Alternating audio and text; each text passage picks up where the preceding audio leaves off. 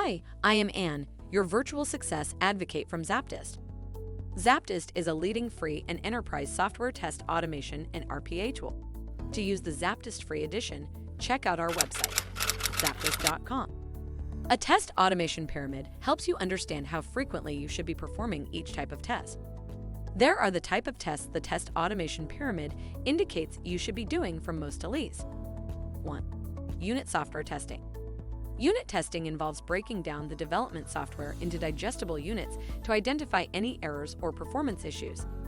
Unit testing is the type of testing you should be doing most often because it ensures that all the smallest software components are working correctly before integrating them into the whole. 2. Integration. Once you have checked to determine that each individual component of the software is working correctly, it is time to combine them to determine if they all work together.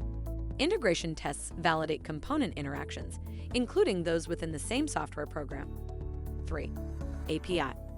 Application Program Interface, API, testing tests whether two distinct software components can communicate with each other in various circumstances. Some types of API testing include validation testing, functional testing, security testing, load testing. 4. UI. User Interface, UI, testing, also known as GUI testing, ensures that the software works with various user interfaces such as operating systems, browsers, and other places where end users interact with it. UI testing evaluates features like functionality, visual design, performance, and usability. Luckily, UI automation testing eliminates the need to purchase multiple devices for testing. Since all previous testing steps should have identified and repaired the majority of issues the software might have, UI testing should be the least time-consuming test. UI automation tools save even more time.